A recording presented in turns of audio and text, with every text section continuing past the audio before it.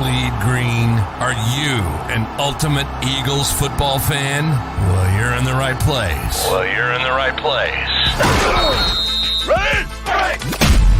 This is Birds 365, hosted by the new Mac and Mac, Jody McDonald and John McMullen. Here we go. Who collectively have covered and talked about more than 50 plus years of Eagles football. Kick off your day with Birds 365. You'll get debate. We love to argue. You'll get the real story from inside the locker room. And you'll hear from some of the great football minds from around the region. You're about to become an Eagles insider. Get in the game. Join Jody Mack and Johnny Mack and join the football community that flocks to Birds 365. Birds 365 starts right now. Welcome to the NFL. Let's go.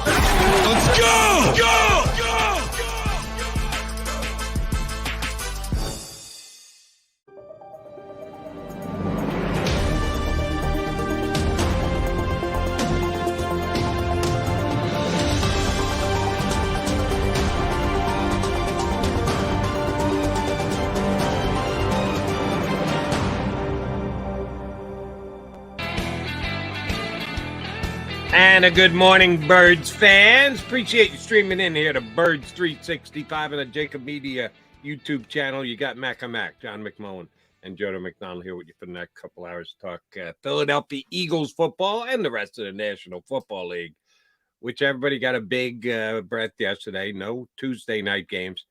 When is that going to kick in, Johnny? At some point, we're going to get the Tuesday night games, right? Yeah. Not just yet. 2 Monday nighters, but not a Tuesday night just yet. And the Eagles don't play till Monday. But as I told John yesterday, it's a good night for him. It's an early Monday night game, not a late Monday night game. Night games are night games, but they will be playing at 7:15 coming up on Monday night against the Tampa Bay Buccaneers. And they got a new addition to the backfield, defensive backfield, that is, not running back. A major signing to the practice squad yesterday, huh, Johnny Mac? Yeah, I wouldn't call it major, but it is a nickel corner. So, T1 Mullen, he was here for 4 days, I think, before. He was originally signed by the Chargers as an undrafted free agent. He was the one outside guy, I believe. I believe he was the only one that they signed to the practice squad when they originally put it together. And he was only here for 4 days and he got released again. Now he's back. You see that churn all the time on the back end of the practice squad. Yeah, I mean, this is not a replacement, obviously, right away for Avonte Maddox, but it's not the worst thing in the world to get a slot corner. He's 5'8.5", so he's not going to play outside. Not the worst thing in the world to get them on the practice squad, see if he can play a little bit, and who knows down the road, but I wouldn't say this is immediate help by any stretch of the imagination. Yeah, I can absolutely guarantee you I couldn't pick T1 Mullen out of a lineup. I wouldn't know the guy if I saw him. You were there at practice, so you might be able to do that. Maybe recognize him better with his helmet on than his helmet off. I'm not sure. 4 days he was here. I couldn't recognize him either. He was and that was at the 53 cut down. So I'd have to look at the exact date. I think they signed him on August 31st and he was gone September 3rd. So that was in the lull. I've never seen him either, Jody. So, you guys didn't have any access to any of the practices. So no. So yeah, this is, and that happens, as I said, with practice squad. Maybe you see somebody shake loose, you want more and yada, yada. But now you need a body, and that's why you do this homework. The Eagles worked out 6 players yesterday, the most notable being William Jackson. But that's why you do stuff like that. In case of injuries, you build up dossiers on players, and they like him enough to bring him back, and we'll see how it develops. But I wouldn't get overly excited about T1 Mullen. Let's put it that way. And I think they have a full practice squad. I think they Yeah, I was looking at that because you asked me. Yeah, they're at 16. They announced the signing, and so that, and I was trying to figure out it was Morrow who they elevated. They never replaced him. They swapped out the punters, obviously, Sipas and Braden Mann. So this is the replacement for Nicholas Morrow's spot who got elevated. So And they're at if 16 on the practice squad. and if they sign another defensive back, one that they may have more faith in, the ability to step in and play this week, even if he hasn't been here before, like Mullen has, the guy who we reported right at the end of Birds 365. And yeah, that wasn't an Eagle social media report you were going with the former Bengal and former commander, right? That was someone else's. No, that's taking just that from? they didn't sign him. They Right, just they worked just him worked out. him out. Yeah, but he's a veteran player. He's played a lot. Former first round pick, William Jackson, Cincinnati, Washington. Got traded to Pittsburgh last season, but didn't play. Had a back injury, so he's played a lot. But interesting, after we got off the show, I looked at it. Almost all of it, 95% of his reps outside, not inside. So, Really? yeah. So, He's a big guy, right? Isn't he tall? he's not overly tall. I think he's 6 foot right on the dot. So, Okay. but when you have, he ran he ran a sub 4.4. So, when you have guys who can run like that, you tend to want them outside if they have some size. And he's not James Bradbury, but he's got some size at 6 foot. Yeah, he's exactly 6 foot. So Okay. I thought he might have been generally slightly want bigger those there. guys outside, but it starts getting to think. People keep bringing up Bradbury in the slot, and I get why. But boy, Jody, that just makes no sense to me. He's an all-pro player. You're taking him out of position to make him play in the slot. Now, granted, he's probably better option than you have anywhere. He's better than Mario Goodrich, but you're affecting two positions. It's the old Stoutland rule. And then maybe you sign William Jackson. William Jackson off the street isn't going to be James Bradbury outside. So it doesn't make sense to me if that's what they're thinking. Generally, I agree with you that when you have a Pro Bowl level player and all pro level player, and that's what Bradbury was last year, you don't move him. He's an all pro level player. Keep him right where he's at. So I'm with you. The only line of logic you can follow in potentially thinking about doing this is if you've got Mario Goodrich and he's the option to fill in at the slot, you're keeping Slay and Bradbury right where they are, right where they deserve. And you got Josh Jobe. And you think Josh Jobe is a better player. Now, is he going to be as good as Bradbury when you put him outside, when you move Bradbury in? No. But his overall talent, if you think it's significantly better than Goodrich, that you have to not only look at it positionally, but just the overall talent level of the defensive backfield. That's the only way I can come up with justifying doing something like that they have that much more confidence in Jobe playing basically every snap, 90%, 95, 98% of the snaps. And if they got to go that heavy with Goodrich in however many times they're going to be a nickel, they don't feel as comfortable doing it. That's my one line of logic. I'm not telling you that's what I would do. I'm just trying to figure out why they're even considering this. Yeah, I get the thought process of just getting your best players on the field. But and Bradbury would continue to play outside. Bradbury would, play outside, and then when you had a nickel, move inside, and then the other guy would rotate How many, in. John, if you know this, please tell me. If you don't, I don't know if it's easy to look up, and I wouldn't expect you to do this off the top of your head. How many plays in each game aren't the Eagles in nickel where they don't have a third cornerback on the field? What's the percentage? Well, that's you're talking. It depends on the opposition and what they're going to do. Obviously, if they play a lot of 12 or like Minnesota has two good tight ends, they play more 12 than most people. As opposed to a team like the Rams, who are constantly in 11 personnel, you're going to have nickel on the field all the time. But if you look at it, uh, I'm just trying to bring it up real quickly. So Slay's been on the field for 138 snaps, which is basically everything. Um, and Maddox was 84 before he got hurt, and Goodrich was 39. So a lot. They're in nickel a lot. That's the And point they've I'm been, trying to make. and they're Very infrequently they not nickel, and most times if they're not nickel, it's because they've got they got an extra down defensive lineman. It's not like they're putting an extra linebacker back onto the field. No. So they're in, the vast majority of the time. But Bradbury will play every snap. So even if they do come off, obviously they're not taking him off the field. So he'll play outside and then move inside. That raises an interesting question, and I don't know that there are that many guys in the league, if any, who do that, who are nickel cornerbacks, but when another team goes to two tight ends or a fullback, and there are a couple snaps, only a couple teams, and those couple teams only run, and sure enough, they played one week one. The Patriots actually do use a fullback every once in a while. But how many guys in the league play in the slot, and then if they're playing just 4 defensive backs, move that guy back outside?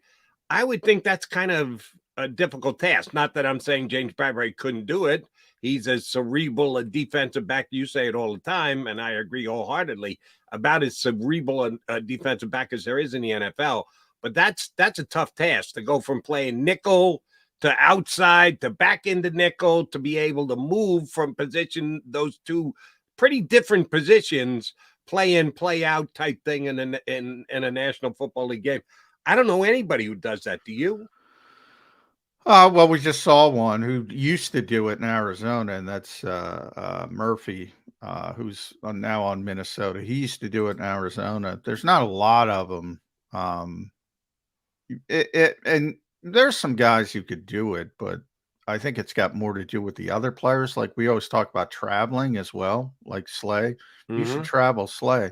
Well, that impacts other players. So it has an impact on the other players as well. People don't like to do it. Like Murphy, he hasn't done it this year, but he used to do it in Arizona. Part of that is because they have no corners, and he's pretty good. Minnesota has no corners either, but their thought process has been thus far to play a lot of big nickel. They put basically a safety most of the time in the slot. So there are a few guys who can do it, but not a lot of teams want to do it. Let's put it that way. Right. And if the Eagles tried to do something like that just to make sure Bradbury stays on the field, you want him in the slot, but you want him on the field, to ask a guy to do it who's never done it before, that's asking plenty. He's not been a slot corner in his career. He's always been outside. He just doesn't make any sense to me. It just doesn't, Jody. Now, I get the thought process of practicing it because, sometimes, and we didn't get to see it this week because he had the concussion, but this would have been a perfect week because Hawkinson's out there, and he's a glorified slot receiver. Later you have Travis Kelce. Maybe that makes some sense. But, to your point on how many corners play inside, outside, how many 6'2" slot cornerbacks you see? I just can't believe the Eagles are going to do that. If they do it, I'll be here Tuesday saying I was wrong, or if I'm traveling, who knows, but Wednesday, whenever, I'll be the first to raise my hand. I just don't think it makes a lot of sense, and I don't think it's going to work, and I think it's a bad idea. I really do. If they do it, I think they're going to do it minimally at most for this week. All right. One other D-back question I want to ask you before we get our buddy Mike Gill up to join us. Reed Blankenship going to be fine? I think most of us, and when I say that, I mean media members, Eagle fans, everybody else, just assume because the injury wasn't major that he'll just get plugged right back in and it'll be the number one Eagle safety again this week. He did miss an entire week. He's got to get back up to speed. I think he's in very good shape. I'm not questioning his shape or whatever, but Are we just plugging in Reed Blankenship and expecting him to be the best Eagle safety? Are we asking a bit too much? Are we even being fair to Reed Blankenship? No, but when he's healthy, yeah, you plug him in. He's the best safety you got. I mean, he's already proven that as much as the small sample size. Remember, I saw Reed. Like I'm more questioning Kenny Gainwell. We'll have a better indication on Thursday when they actually get on the practice field and they have to list an injury report because it's kicked back a day because of Monday. But I saw Reed last week and he looked fine. He didn't look in any disrepair or a lot of pain. And to me, it's just a short week and he wasn't ready to go on a short week. And they're probably being cautious. I would have bet he would have played on a Sunday game. If they had played a Sunday game, he would have been in the lineup. Now Kenny, I didn't see, so I can't speak as definitively on him. Now, maybe he had a cracked rib. I don't know, because he's not talking because he's injured, but he looked fine. And we'll see. We'll have a better indication on Thursday. But when he is healthy, yeah, you just roll him back in there. He is the best safety they have, and it's been clear from the start of training camp. Took every first team stinking rep. I mean, every single one, and everybody else rotated next to him. And the same thing will happen when he is healthy. But if I were a betting man, which I'm not, I would say he's going to play. But we'll know pretty definitively on Thursday. If he's not practicing, there's something more serious. If he's limited even, or as long as he's out there in some fashion, I think you're on track. So what's the today a walkthrough Wednesday and a full out practice tomorrow? What's the schedule look like for the Birds? The schedule today is we're going to talk to the coordinators. No practice, nothing. So they're not even returning to a walkthrough today. No, everything's it's like a normal game week except pushed back one day. So the big practice is Wednesday. Typically now it's Thursday. You have a practice on typically you have Wednesday, Thursday, Friday. This week it's Thursday, Friday, Saturday. So everything's just pushed back a day. All right. So and we're going to look at Gainwell on his participation when they do return to practice. I know you wrote about the running back position on SI. Nick Sirianni wasn't ready to make DeAndre Swift the RB1 for this team just yet. He's still saying it's a game-by-game matchup type basis. You buying that, or is he just being good to his guy Kenny Gainwell? No, he's real. Now, I think DeAndre's earned the right to be sort of the lead back for Tampa. So if you want to talk about one game, but I still think if Kenny's ready to go, he's going to be the hurry up back and the red zone back, and I like to call it the high leverage back. But people get too caught up in individual performances on a given week. Like the Eagles are going to play. 75 is something to get caught up in, John. I get it, but the Eagles are going to play 15 more games in the regular season. They're not going to see that much light boxes and the 8-man coverages again. Literally, they're not going to see it again. And it's going to start this week. Yeah. With Vita Bea and Devin White and his ability to run and Levante David. Guess what? You're not getting 175 this week. Yeah. So, Nick is that team was top 3 in run defense for 3 consecutive years. And they fell back because of the injuries a little bit last year. They were still top half. But when he's out there, they're really difficult to run against. And I think part of it is Nick tempering it. Understand the situation. Like they're playing 6-man fronts. We're taking advantage of it. Vita Bea is on the schedule. Don't expect 175 from any back we have.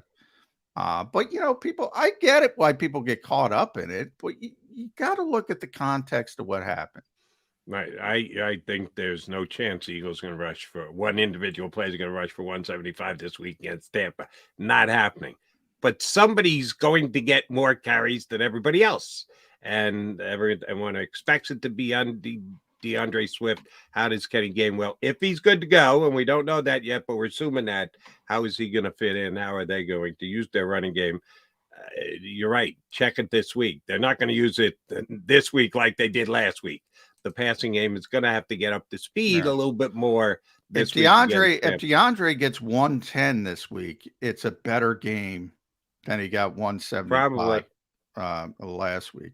It's a better game. I would agree with that. All right. I see that Mike Gill is in our green room, ready to rock and roll with us. We'll let him join us next. We're headed down to the shore with Mike Gill here on Birds 365.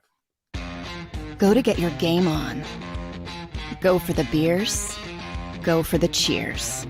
Go for the hit and the hits. Go for the stakes and the stakes. Go to get your parlay on. Go to get your party on. Go for the scene. Go for the screens. Go for the gallery. Go for the win. Go to Ocean. Visit theoceanac.com to plan your visit. At Pond Lehocky, we've recovered billions of dollars for our clients, and we're confident we can do the same for you. With over 250 years of combined courtroom experience, we've helped over 100,000 injured clients obtain some of the largest settlements in Pennsylvania. One conversation is all it takes to help you and your family get back on track. If you've been injured in an accident, give Pond Lehocky a call. They're carving them up and good play calling along the way. First and goal at the 6.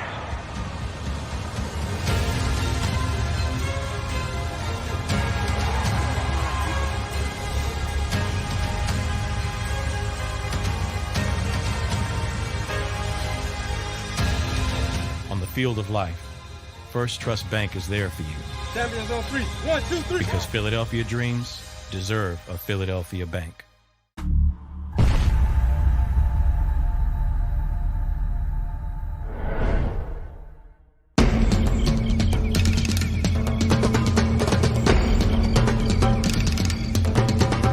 Staffing is not easy, but that's what we do every day, all day.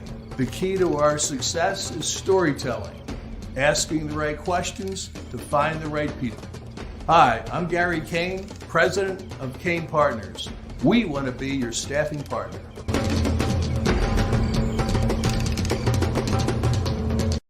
Since 1977, it's always been about you, the community, at Rafferty Subaru. And through the Subaru Love Promise, we prove we care by supporting charities like So Good Now.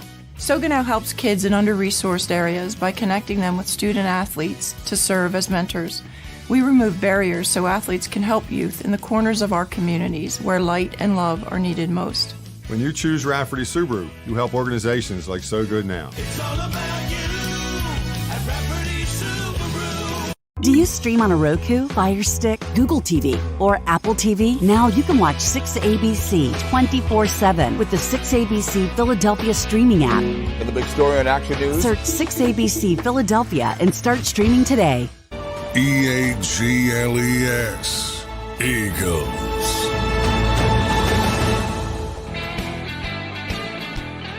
You got your Mega Mac guys, McMullen and McDonald here with you on Birds 365, and we've got a guy who is proudly repping West Virginia University after that massive win.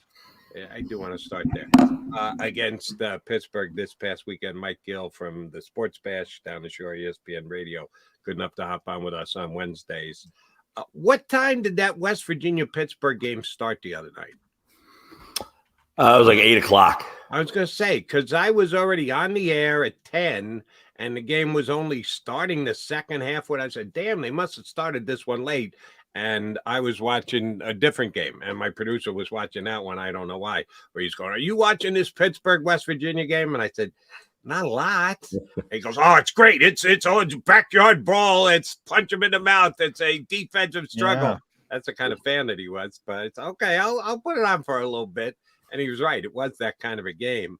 Where'd your Mountaineers come up with that kind of a defensive effort, Gill? Pitt's that bad. That's what I got for you. It was an ugly game, man. Hold on. I got to toast you, Mike Gill, because this is one of my standard harps about fans in this area. Too many fans don't even look at the opposition. It's all about what my team does right, what my team does wrong, what my team needs to get back. Well, that's what I was talking about with the running game, Jody. I mean, you got to look take at the that into competition. consideration that you're going against Vita Vea this week. McMullen, I'm not blaming you. You get it, but too many fans don't get it. Good on you, Gill. Immediately go to, well, yeah, the team we were playing really wasn't all that good. Most people just jump on the, we did this, we did that, we did the other thing. They never realize that there's 11 guys on the field also trying to keep you from doing what you want to do. Yeah. Pitt's not very good. West Virginia, which is I'm an alum for the people watching, not very good. The quarterback got hurt early in the game. They had to go to the backup, and they eked one out. And I'll tell you what, it kept me up late, but it got me right into that Colorado State game. Who thought they'd be up till 2:00 in the morning?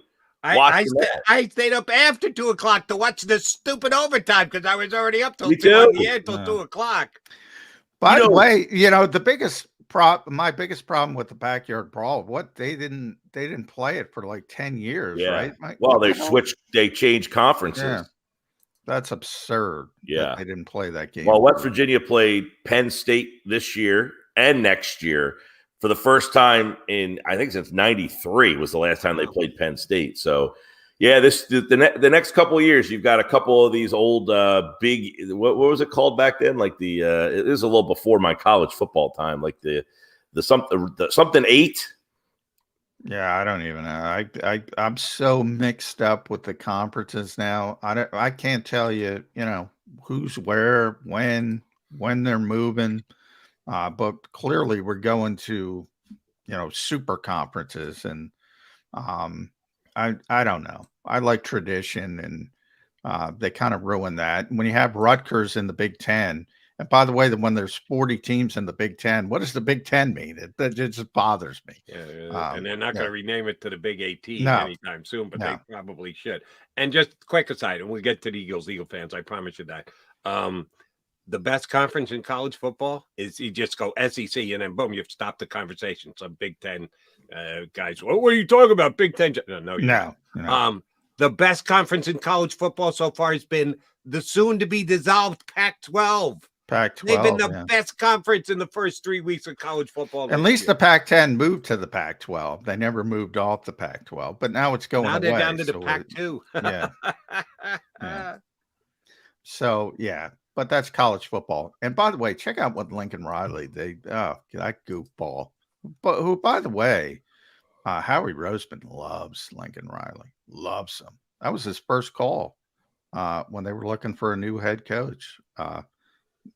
You think Nick's bad? He's suspending writers for the most innocuous things. And, it's not even about Lincoln Riley. It's like, why is USC defending this goofball? Say, hey, settle down. We're paying you millions of dollars. Settle down. But boy, anyway. They probably gave him a lot of power to come and just take the job, Johnny. So that's why they're letting him do it. All right, let's put the college football talk aside, although you got 3 college football fans with you right now. Sorry, folks. And get to the Philadelphia Eagles.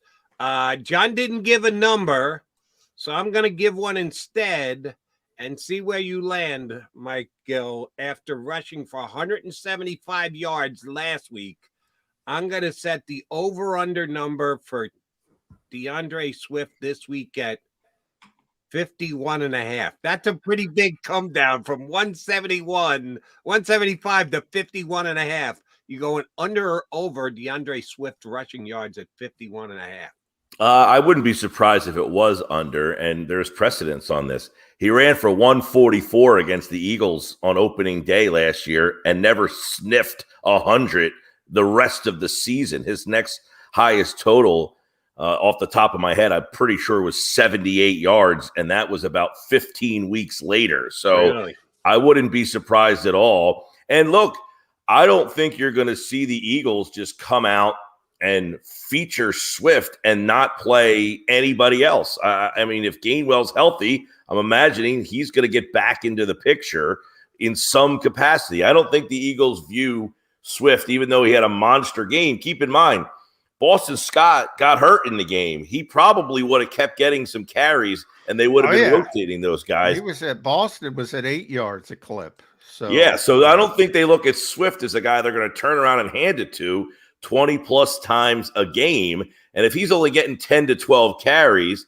to get 50 yards and 10 to 12 carries, you got to be busting 5 yards a carry. And I'm not sure you're going to get 5 yards a carry against this defense. We go back to context. This defense against the run, stout. Minnesota, not so. Yeah. How stout? To Jody's point, pay attention to the competition. I looked it up in the break. Most games holding opponents to fewer than 100 rushing yards from 2019 to 2022. So large sample size, people. Basically, when Vita showed up, Buccaneers #1. Fewest rushing yards allowed per game, 2019 to 2022. Guess who's #1? Buccaneers, 82.3. #2, by the way, 95.6. Fewest yards allowed per carry, same span, Buccaneers. Pay attention to the opposition. It is not going to be easy to run the football. This has got to be where Jalen Hurts and company gets going. If you have a good running game against Tampa Bay, I mentioned to Jody, Mike, if DeAndre Swift or anybody gets 100 yards in this game, it's more impressive than 175 against Minnesota. Yeah, and look at the week before. I mean, they didn't run the ball very successfully against New England either. I mean, where I say either, they didn't run very successfully against New England. Gainwell, now you might say, well, if Swift was the back, I don't know. If Swift was the back, was he getting 60, 70 yards in that game if you're saying he's better than Gainwell? Otherwise, Gainwell had about 14 carries for like 55 yards in the game. He didn't have they did not have a great day running the ball against New England. So it's not like every team is Minnesota and you're just going to have a day where you're just plowing through and having 133 yards before contact. I think this is going to be more of the New England day where you had to kind of grind out yards on the ground and maybe even a stouter test, at least against the run here. I don't know. Todd Bowles, another pretty good defensive coordinator. I don't know how good of a head coach he is, but you'll certainly get a lot of interesting looks from them as well. So this is three. You've talked about this, John, in the early weeks, that the three coordinators out of the gate that they've had to face, you got Belichick and Flores coming from the same cloth. And then, of course, Bowles, very, very talented defensive coordinator as well. So this will be a challenge, no question. And I think, look, Tampa Bay was supposed to be far and away the best team in that division last year. I think it was one of the stories of the year that they just stunk. A lot of that was injury related. I mean, their offensive line was decimated. They had injuries all over the place. They squeaked into the playoffs. But this is similar like the Eagles' problems when they have down years. When you have injuries on the offensive line, it causes problems. They had problems. Well, they're healthier this year. Now, is Baker Mayfield Tom Brady? Not necessarily, but the rest of the team around them is kind of back to where they thought they would be last year, health-wise. Yeah, I don't like the Tampa running game. We'll see if the Eagles can. Well, they didn't run the ball with Brady either. Not at all. They didn't even try. No, they can't. They can't run the ball. They did have a guy. They did have a guy named Fournette. Lenny. What was Fournette? Playoff Lenny. Playoff Lenny did a pretty good job for them in the postseason. So they don't have a playoff Lenny. They don't have a Lenny period this week. So I'll turn it into a question. Are the Bucs going to try and come in and run it against the Eagles? Because that Jordan Davis guy's been pretty good for the Eagles. Do you think Tampa thinks that they can run the ball against Philadelphia? I would think not, Jody. And I would think you're going to see the Eagles get a lot of teams saying, we're going to go after you. If you could put Mario Goodrich in the slot, we're going to go after him. If you got Josh Jobe, now I think Jobe probably not getting the playing time. Hopefully Bradbury's back. But this is where, the safety position, you got some questions there. You've got questions in the slot. If Bradbury's not back, which he you would think after concussion he should be. But yeah, I think the teams are going to go after you in the secondary and think that there's plays to be made there. Yeah. I'm with you. Not to mention, by the way, and Tampa doesn't have a great tight end game, but linebacker is remains to be seen whether they can hold up in coverage as well. So that safety linebacker spot, you saw Hawkinson had a couple big plays. Not that he didn't have a huge game, couple touchdowns, but I definitely think teams, Jody, are going to say, we're going to try to go after you in the secondary. Yeah, and Rashad White is the Bucs, and I know Chase Edmonds is banged up. He was part of their running game as well. I don't think either team's going to be able to run. And I mentioned those stats before. By the way, a small sample size, Bucs 54 yards per game so far this season to start the season. Allowing 54 per game? Allowing 54. Yeah, that's pretty damn good. Yeah, they just do not let you run. And it's been that way since basically Vita Vea showed up. But it's not just him. They also have Devin White, Levante David, who are two really athletic linebackers. So they can run. They can limit sort of the Jalen Hurts aspect of the run game because they can chase them better than most teams. This is a game where you got to get the passing game going. You got to get the passing game going. And we haven't seen that yet, Mike. Any concern with the Eagles passing game? We talked about this a lot this week is why are you having to resort? The Eagles can run the ball 48 times. Well, why are you having to do that? Is it because, hey, we can just run the ball? Or is it because they've taken the pass game completely away? Or is it because your pass game isn't where you thought it would be? I think it's more the fact that teams are just saying, you're not going to throw on us right now. We're not going to give you this. We're not going to give you that. And the Eagles are cognizant enough to say, last week they're playing zero in the safety spot. You're going to leave a hole in the middle that big. We're going to blow a hole right up the middle and just run all over the place on you. So if teams are going to clear out the middle of the field like that and just put so much concern on the Eagles outside, you're going to see the Eagles run the ball a lot this year. So I think a lot of it has to do with what the other defenses have been giving you so far. And it seems that New England and Minnesota both said you are not getting the outside against us. Now, the interesting part about that would be if the middle of the field is so wide open, why is the tight end not getting better production? Why are you not getting one-on-one looks there? Why is he not getting into the game? That's something Colin Thompson, who played tight end in the NFL, we talked about that yesterday. He watched what Goddard's doing and why he doesn't like the way they're using him, bubble screens, that kind of stuff. I'm with him. He didn't really like the way. He also said that Dallas has had some opportunities, but the teams have made plays. He hasn't broken some tackles, but mostly he doesn't like the way they've used them. But that middle of the field has been open, and they haven't utilized it. But a lot of it is, look, you're going to give us the run, we're going to take it. So I don't think it is a knock against their pass game so much as these defenses haven't really allowed you to do what you want to do in the pass game. So the Eagles are just taking what the other team's giving them. Yeah. Oh, by the way, tell Colin I said thanks. That he should have told me this ahead of time, because last Thursday here on the show, I said the only play you can make on the Eagles game is the over. Because I think it's going to end near the number. And sure enough, the Eagles are a 6-point favorite. And they won by 6 points. So I said, play the over. Not only did I play it pregame, I played it in-game when it came down a little bit after they took the 7 points off the board. The under-over came down for the half going forward. So I doubled back in again and won. But I needed to come up with a parlay. So I went to Dallas Goddard receiving yards, because I thought they would absolutely try and force him the ball after getting no catches. He gets 6 catches. I should have gone to Dallas receptions instead of passing yards. 22 yards on 6 catches. Yeah. That's almost non-comprehensible for me. 9 targets. So, yes, they got him the ball, but not in great spots. You're throwing tight end bubble screens and stuff like that where there's just not a lot of room for him to kind of roam, and you're facing a defense that's giving you the whole middle of the field and you're not taking it. So I thought that was something we looked a lot at the way teams are defending the Eagles, and they're basically saying you're not going to throw the ball outside on us, but that means the middle of the field should be open and they're not utilizing it. So I guess that could be questioned, but at the same time, they're noticing the middle of the field's wide open. And they're saying, all right, we'll run the ball and take the chunk yards that you're giving us there. You mentioned Goodrich a little bit. So we'll talk about nickel, and then the larger aspect of the Bucs offense doesn't scare me.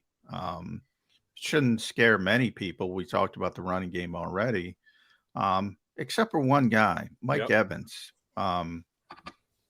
Now, in any thought that he wasn't going to play because of his contract situation, well, he's got a touchdown in each of the first 2 games. He had 170 plus yards against Chicago last week.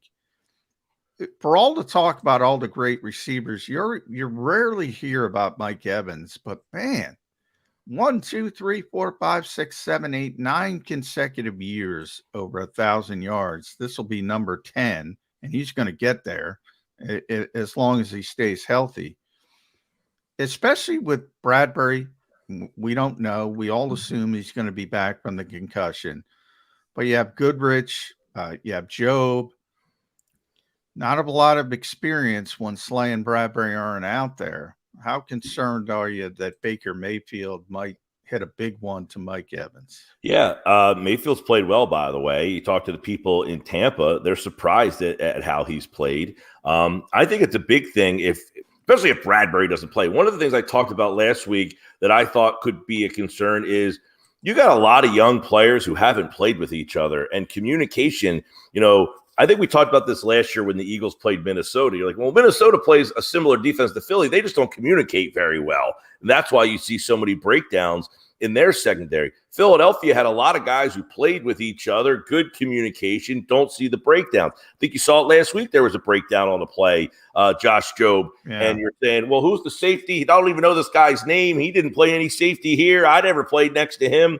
I think if that's the case. Now, if Bradbury's back there and Blankenship is back, that might fix a little bit of that. But if you're moving guys and who knows what's going to happen in the slot. We've talked about Mario Goodrich, possibly Justin Evans is an option that he's been playing. I don't know, John, how much slot has Justin Evans did he play in training camp? I mean, you're going back to say, hey, well, he did it when he was, 3 defenses ago. Maybe we can do that. So communication would be a problem. And they have 2 guys. I mean, Godwin's not a guy that's going to beat you over the top probably, but they got a couple weapons. But he's a good weapon from the slot, especially on third down. Yeah. But those slot guys, you keep looking at these games and you're saying Mac Jones threw for 350 and Kirk Cousins had almost 400 yards, and they're doing it, a lot of it just kind of finding guys, short passes. The Eagles just won't give you the over-the-top plays. So I think it's going to be another day where Mayfield, he's got 2 good weapons, and you're going to see a very good combination. But to answer your question,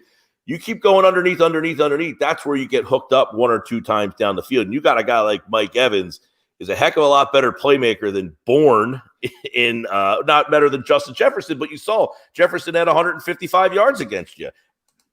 Yeah. Will this be the week that we get Hassan Reddick back? Because he's kind of been a no-show for the first 2 weeks of the season.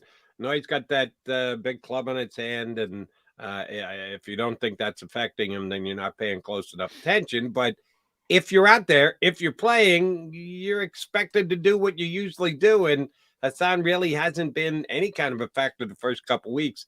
Is this the week that Reddick becomes part of the Eagles defense again this year with his pressure off the edge? No, I mean, if you're looking for sacks, I agree. I think that thumb is an issue. I don't know that he has figured out how to kind of work around it. And you think about what these guys need to do. You get that hand placement and that thumb getting up in there and pushing those linemen out of the way. And he's just, struggling with that. I think they used him in coverage a little bit last week too. And yeah, I think they're realizing, okay, we've got to figure out what to do with him and not having him pressure the quarterback and get sacks. That's a big part of what made this defense successful, obviously, last year. I mean, you could make an argument that he was one of the top 3 defensive players in terms of impact in the entire league last year. You're not getting that at all from him right now. Not even close. And no, Jody, to answer your question, I see what you're seeing. I just think he's getting frustrated with that thumb and that hand, and it's going to be, I don't know, half the season that you're going to have to deal with this, possibly even longer. Yeah. Speaking of frustration, Mike, got to bring up A.J. Brown. And when I hear that word, he was obviously frustrated. Nick tried to feign he didn't know what was going on after the game. He finally admitted he called it a 2 out of 10 on his scale. On the Mike Gill scale, what is it? The dust up between Jalen Hurts and A.J. Brown? I would tend to agree with the coach. I don't know. We all have that buddy that we get into arguments with, and at the end of the night, you're like, man, I'm sorry. Earlier on, I was being a jerk. I think we saw one of these dust ups last year. I don't even remember it, to be honest with you, but I remember Brown complaining at some point during the season, and it was like, well, you're winning. And it's like, yeah, the guy is competitive, and in the heat of the moment, I don't think it carried over. I don't see this carrying over. And I think you have Jalen Hurts, who is the right guy to handle this stuff. And you saw him on the sideline. I got you, man. I think he knows how to deal. Now, real quick then, because I kind of agree with you. I said right away, it's not that big of a deal. Receivers always want the football, blah, blah, blah. To me, it was more revealing the way Nick and AJ handled it after the game. AJ just left. He didn't talk to any of us, which is atypical of him. So he knew he didn't want to deal with it at that particular time. And Nick went that goopy Lincoln Riley route of, I don't know, what are you talking about? Even though everybody on Amazon saw, and locally, Fox 29, we'll give a shout out to Scott Grayson. Locally, everybody got to see it. So everybody knew he was lying.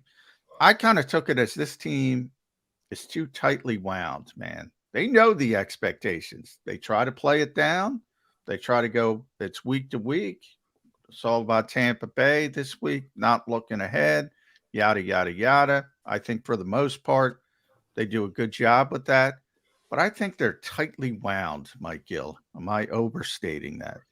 It's an interesting observation that this team has done nothing essentially but win, right? When Jalen Hurts has been the quarterback, the 2 games they lost was with Minshew. They lost the 1 game with him on Monday night, and then, of course, the Super Bowl. So everything has been success with a lot of fun. The games that they've won have been aesthetically pleasing last year. These 2 games have not been as aesthetically pleasing. And you're right. Maybe that is kind of, hey, why is it not going the way we thought it would go? And when you talk about being wound, these are players, A.J. Brown specifically, who felt like I was a pretty big part of why we were winning last year. And now we're winning and I'm not a big part of it. Does he look at himself and say, am I not as important as I thought I was? Those kind of things. And the teams, somebody, we were talking about this with Dallas, is Dallas always has some of the most talent in the league. They can't handle the success sometimes. They have guys who are just not really well at handling success. And that's something that I think the Eagles now have to try to figure out is we won 14 games and now we're winning again, but we're doing it a little differently. How do we handle that? That I'm not as big a part of why we're winning. And I think that'll be something that we'll see as this season rolls on, if this moment becomes something, because I don't think last year it became something. Why? Well, A.J. Brown had a big game almost every 2 out of 3 weeks. Mike, we talk a lot on this show about the devaluing of positions. Certainly running back has been the case, and the last couple of days, they're just dropping like flies, which is making the owner's argument for this is why you don't play running backs, because as soon as you pay them and you make them a big factor in your offense, boom, they're hurt. So I feel badly for the running backs. And here in Philadelphia, the devaluing of the linebacker position is something we seem to be talking about day after day after day. Let me throw one more on the mix for you. Over under. Games Braden Mann will be the Eagles punter. I'm setting it at 2.5. Are you going over or are you going under? Oh, man. No pun intended. Oh, man. I might take the under on that. He did not punt well with the Jets. What's to say he's going to come out here and all of a sudden start booming? The only problem with this is he the holder? And if he is the holder, I would imagine he is a holder. Are you going to keep changing the holder on your kicker who's having a fantastic year? I mean, I know this sounds ridiculous to consider, but you're going to say it all the time. Yeah, right. You get mad at me. I've said it all the time. Yeah. But, I mean, you had a guy in Sipos who worked really well with Elliott, who's really carried this team offensively for a couple weeks here right now with these field goals, the distance that he's given. Now you're bringing in a new guy. You're saying after 2 games you're going to get rid of that guy and bring in another guy. Where are you finding this guy? Where are you finding a punter who is more capable than the two guys you just let go of 6 weeks into the season. So Right. I would say let me interrupt because you asked me a question. I think you just wanted to continue talking, but I'm going to jump in and answer the question since you asked. Where are you going to find that guy? Anywhere, because they have put more value on protecting that 53-man roster. And God forbid you actually have to waive somebody. They want to do the elevate from the practice squad thing as often as possible. They don't want to have a punter on their 53. They want to have a rotating bunch of guys on their practice squad that they can just elevate for game day 3 times before the rules say you got to stop that. Yep.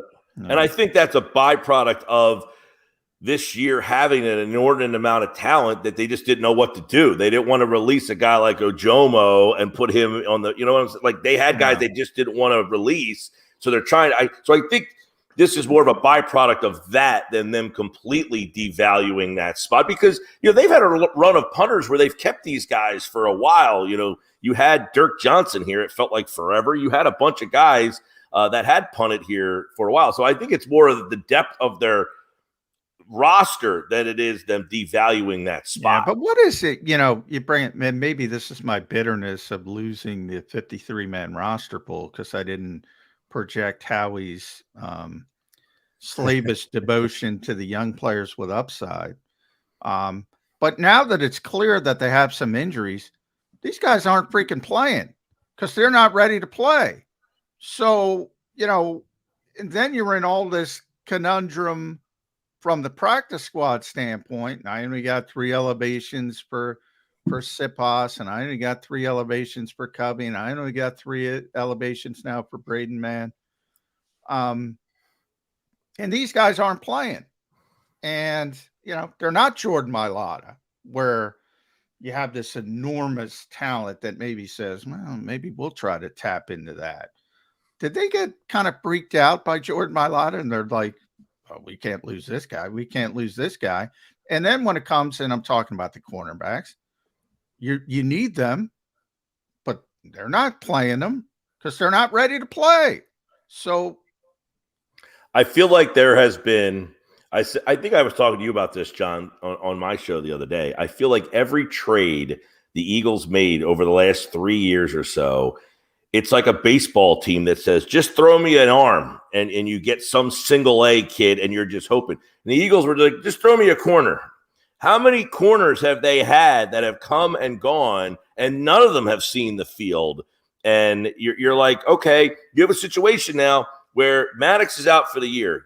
Of all those guys, not one of them is ready to play and take over that guy's role. And you're looking around and saying, I made trades. I got Tay Gowan and Mac McLean and this guy and that. Yeah. And none of them. Tay and Carrie Benson Jr. None of them. Yeah. Not one has been able to step on the field and help you. So you're right. And the other guy I think is interesting in this, you're holding up a roster spot for Rashad Penny, who I liked a lot. So I'm not going to sit here and say, well, how do you not play this guy? They played him. He didn't look like he had a lot of juice. The first day, he's a healthy scratch. If he's a healthy scratch and he's not good enough to play, why did you keep him in the first place? Yeah. So that makes no sense. So it seems that they're just holding guys in break glass in case of emergency. Well, Boston Scott got hurt. Gainwell didn't play, and Penny still got 3 carries. So it doesn't appear that he's a big part of your plan, but yet they're holding on to a roster spot for him. But see, and here's where I get, I guess, peeved would be a word to describe it. Why is Contavious Street still here? Yeah, that's another one. He's not going to play. If Jordan Davis has picked up his game and you're getting him more snaps, if the number 9 draft pick has come in and have been, and Jody, I'll add this. How do you get Contavious Street on the field? Why is he still on this roster? And he's dressing. Why is he dressing for 5 reps? What? Yeah, I'm with you 100%. Well, I'm with you. And all these guys, guys, you're like, they're playing 6 snaps. You're telling me the guys can't split up those 6 sacks, that guy has to get on the field for 6 plays, that you're holding a roster spot on game day for Street and Marlon Pelosi. I'm going to write about this week because, for those who watch this show, even when it was unpopular, and Jody knows, I'd say Howie's pretty freaking good at his job. I'm going to criticize him for that back end of the roster. I thought there's a lot. You bring up Penny, Mike. You brought up Street, Jody. Yeah, why are they here? Why are they here? Try to trade him. If you can't trade him, all right, move on. Who cares? But I'll defend Penny in this mode, and not hardly, Mike. I'm kind of with you. Kind of a head scratcher, but at least you before last week, you didn't know DeAndre Swift was going for 177, so you didn't have that stud, unquestionable number one back, and then fill in behind. It was still we're figuring this out as we go along kind of thing. So I could see them. No, but I'm with you, Jody. But here's the issue, and Mike brought up. I'm with you before, but as Mike brought up, you don't have Gainwell. Scott gets a concussion, and you still don't want to put him in the game. You still don't want to put him in the game. He had 3 carries, Penny. Yeah. And he had a real difficult time with pass protection. Had the one holding call that, and that was a legit holding call that got the AJ touchdown called back. Yeah, I mean, from a philosophical standpoint, I think you're right, Jody. They didn't have a certainty at that position. Yeah, but it's pretty clear the Eagles don't have a certainty on Rashad Penny. They don't think he can play because they're not playing him. So why is he here? That's my issue. That would be right. Why did you keep him to make him a healthy scratch? And then when you played him and someone got hurt, he still only he played in 9 snaps. He got 3 carries. And I don't think you saw anything in those 3 carries to make you say, hey, man, we need to really expand his role when Gainwell and Scott are healthy. So essentially, he will be a healthy scratch continuously. And by the way, I didn't chart it, so I'm not positive, but I don't think he played at all until Scott got hurt. So he wasn't going to play. He was going to be active and not play at all if Boston doesn't have the concussion. Yeah. The other guy, Tui Pelotu played 7 he's snaps. He's a good player. He's a good player, though. Right. I'm not. Hey, listen. This is the problem that they've had. This is what I was talking about before. He's a good player. They have a lot of good players, so they're trying to hold on to him, which goes to the punter thing. We don't want to release any of these guys, but you play them 7 snaps. You have 6 for Street, 7 for Tui Pelotu. Why not say, you know what? We don't need to play both active. Give the other guy 13 snaps. Yeah, well, that I agree with. Yep. And plus, Tui Pelotu's young. Street isn't. You kind of know what Street is. Street's an NFL player, but you know what he is. And Tui is Jordan Davis's backup as well. God forbid something happens to him. He's got to play nose tackle, shade. So he's an important part of this team. But you're right. Why isn't he getting 13 reps? The young guy who's an important part of the team, give him the extra 6-7 reps. Yeah, that's what I'm saying. I'm not saying Tui Pelotu doesn't deserve to play, but I'm saying if he's getting 7 and Street's getting 6, why not just give 13 to Tui Pelotu? Don't make Street active on game day. Is it so? Because Milton Williams, he had 23 snaps in the game. Yeah, so, okay, maybe he gets 3 extra snaps. I'd rather see Milton Williams get 26 snaps than Street get 6. Yeah. All right, Mike, need a crystal ball prediction on the Eagles offense this upcoming week. The fans want to see a little bit more passing. They enjoyed the run it down your throat stuff against that, but Jalen Hurts got him excited being the MVP backup number 2 choice in the NFL, and the passing game has not wowed anybody for the first 2 weeks of the season. And oh, by the way, Tampa is a handful to try and run again. So all signs point to the Eagles throwing it more. Will they throw it as effectively? Will it be more 2022-ish than 2023-ish? What do you think the Eagles' passing attack looks like this week? Well, I would imagine, yes, the passing game is going to have to be more efficient this week because I think Tampa Bay is going to say, you're not running the ball against us. You can't run the ball as successfully, so you're going to have to go to something else.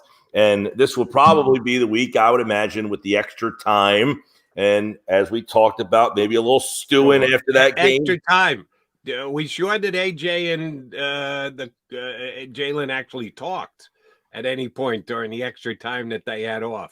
We know they're boys, but last time we saw them, they're a little perturbed with each other. Hey, listen. Sure, extra time is the answer, Mike Gill. I've had plenty of blow-ups with buddies, and we talked the same day like nothing happened, So I would imagine that Brown will be a bigger part of the game plan this week. Just a hunch for me there. And I would I with you, Jody, the first 2 weeks of the year, player prop, Goddard, who's going to defend him? You can't keep tabs on everybody. And that tight end catches one down the seam and gets like 25 yards, and he only needs an extra 20 the rest of the way. I got to imagine the middle of the field, they got to start picking at that a little bit more and seeing what Colin Thompson described on my show yesterday. Hey, the middle's there. You're throwing tight end screens. They're out there bracketing the receivers, so corners and safeties are all over this guy when he's catching bubble screens. Get him out over the middle of the field so the passing game does evolve a little bit more this week. All right, we kept you late at Mike Gill's show. We always enjoy talking to Mike Gill. That's why time flies. Listen to him today, 2 to 6, the Sports Bash. If you're local here in South Jersey, 97.3 ESPN. I'll be on the show, I believe, unless you scratch me. So something to look forward to if you can't get enough Gill and McMullen, which I can't imagine why you couldn't. But last one for me, Mike. You mentioned the passing game. Devontae got going a little bit against, even though Minnesota was dropping 8, and they still were able to get the deep ball. If there's one thing I could point to and say, Jalen's still Jalen, it's with the deep ball. It's been tremendously accurate. Otherwise, I don't think they're doing him any favors when it comes to evolving the offense when other teams blitz, when defenses blitz. It's all these bubble screens, talk about it all the time. Colin was talking about it on your show. Do we need to see more evolution when it comes to handling pressure? You can't always default to bubble screen, side adjustment, A.J. Brown, slants. Do we need some evolution in that aspect of the passing game? Yes and no. I mean, I think we talked a lot about, he's got these weapons, and to get to your third guy sometimes, that's why they don't throw the ball to the running back all that much, is he just takes off. If he's not going to be as apt to take off or be as effective in the run game, I feel like last year when they ran the ball or he ran the ball, he made the right decision on whether to give the ball off or keep it almost 100% of the time. You're like, this guy's flawless in his decision-making. Same in the pass game. He almost made the right read and decision almost every time last year. So I guess the question is that read not there? Is the routes that are being the play design not as good? Where last year when there was something, bang, I knew that guy was there. Is that guy not there now? It's not Goddard. He's not in the spots a lot anyway, because the way they're using him, the deep ball has been very good down the field, but you can't do that every single time someone blitzes. You can't just start heaving the ball down the field. So, yeah, I'm interested to see if they're noticing that and kind of maybe have some play design issues and fix that up as the season evolves a little bit. But that's one thing I think everybody should watch is Hurts he ran the ball 12 times last week for less than 40 yards. Not a lot. When he would pull the ball and take off, it's because he had a hole and daylight and he took it. That daylight's not there right now. And I don't know if he should be handing it and he's keeping it or vice versa. But last year, it felt like he made the right decision every single time. Hopefully a couple more right decisions this week against Tampa Bay. MG, always a pleasure, brother. We'll talk to you again next week. Thanks, pal. All right, boys. See ya. Mike Gill, 97.3 ESPN Radio down the shore with the Sports Badge. All right, you got the Mac Birds 365 boys with you here on the JAKIB Media YouTube channel. Plenty to do yet this hour. Hour number 2 coming your way, including a visit with Chris Franklin, our buddy from NJ.com. So keep it here on Birds.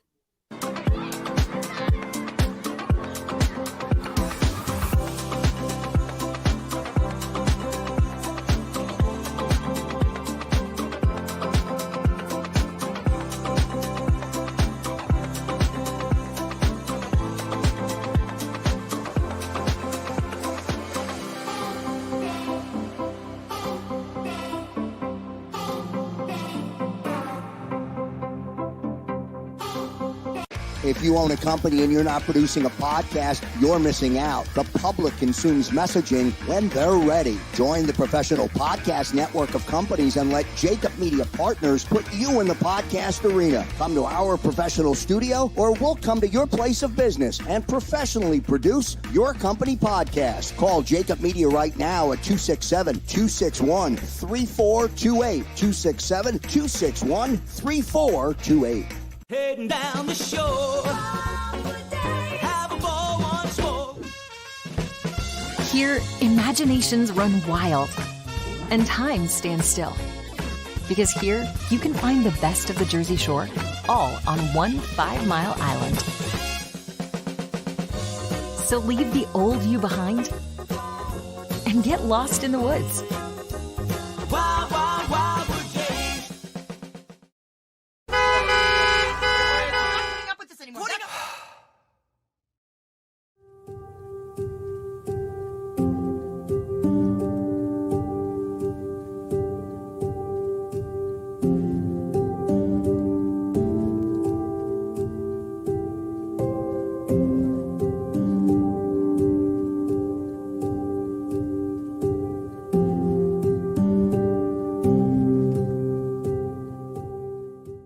Score and save in southeastern PA and Delaware with Colony Pools this football season, and let the experts close your pool with a custom Merlin safety cover in green for the birds. And if you join our Winter Watch team, we'll give you another 20% off, and Colony Pools will handle it all. Keep your tiles on your pool, not in your pool. Fly with Colony right now, Birds fans. Visit flywithcolony.com.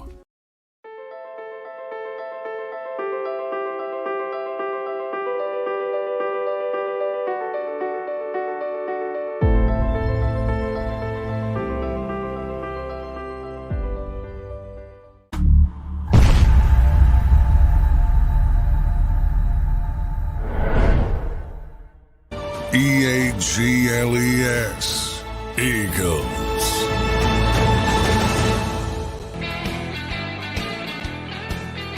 McDonald and McMullen here with you on Birds 365. Chris Franklin, NJ.com, going to join us coming up about 10, 12 minutes from now. All right. In fear of sounding like something I just critiqued last segment, an overly narrow-focused Eagle fan, that they just dismissed the fact that there's someone else out on the field with the birds. And it's all determined by what the birds do and how the birds do it and what the birds could have and should have done better. And, there's another team playing on the field at the same time. I'm going to sound like that when I make this statement. I give credit to Brian Johnson last week because he was able to sniff it out. Maybe not as quick as you may have wanted, but he did get it well in the first half to say, maybe we should run the football because their defensive lineman is daring us to run the football. So let's run the football. And they do. And they ran right down the Viking throat. So I give Brian Johnson that much credit. But overall, through 2 weeks, I'd say the evaluation of Brian Johnson and his play calling has been a little wanting. We assumed that the Eagles, because they were as good an offense as they were last year, should just come out and impose their will on the other team. Again, I apologize for not giving enough credit to the other team, but sorry, that's what I thought about the Eagles offense. I thought it was that good coming into this season. Is that a fair critique at this point, Johnny Mac, that they're still feeling it out and looking for a rhythm, that they haven't been able to impose their will on the opposition? Is that something we can look at Brian Johnson and say, why not? Well, yeah, they're still feeling their way. There's no question about that. Certainly in the passing game, the quarterback run game hasn't been as impactful. And they seem to realize they were going to get different looks and different defenses trying to do some different things. I mean, Nick talked about it a bunch with me in the offseason. He was expecting it. They haven't handled it well for the most part, comparatively speaking. Again, it's not about style points. It's about winning games. They win games. I mean, that's all that matters. Dallas is 2-0. The Eagles are 2-0. Dallas has looked more impressive, but it doesn't matter. They're both 2-0. So I think it's fair to say I don't think they've handled some of the changes they've gotten early on as effectively as they would have liked. But then again, I look at they did a great job against Minnesota after the first 15 minutes. They said, all right, you're going to do this. We're going to do that. So it's kind of 2 games, one, and then you throw the weather in Foxborough as well early in the game. That kind of mucked things up. I don't think it's as bad as people think. I've heard a lot of people say, Brian Johnson stinks after 2 games. And they made that well known at the game Thursday in about midway through the second quarter when there I assumed the boos that were raining down were directed at Brian Johnson as much as anyone else, any individual Eagle player. Agree or disagree? Yeah, agree, because, he's the play caller. That's a bad, and how many times I say you're not judging play calls, you're judging play results. Yeah. So I don't know, their play calling and what they're trying to accomplish. So no offense to any fan, but you don't know. You might think you know, but you don't know.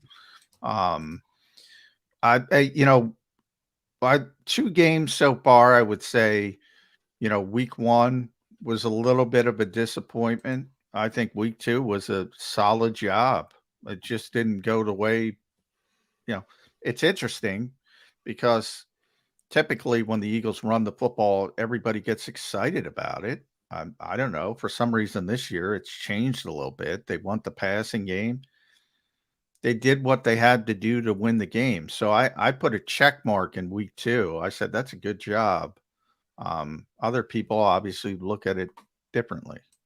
And, oh, by the way, again, sometimes I think we need to take a step back and look at it more simplistically than we do, because there are so many different analytics and rating services and opinion everybody can look at. And much like the standings, you look at the standings and the only thing that matters is the standings. Style points don't count. The teams that are 2-0 are 2-0. They're in first place. They're tied. That's all there is to it. The other one for me is points scored. At the end of the day, that's how you determine the standings, wins and losses. And wins and losses are determined by how many points did you score? Was it more than the opposition? The Eagles are only 3 points away from being the second leading scoring team in the National Football League. The Eagles have 59 points. The Cowboys have 70. In between them are the Packers at 62, the Dolphins at 60, the 49ers at 60, and then come the Philadelphia Eagles.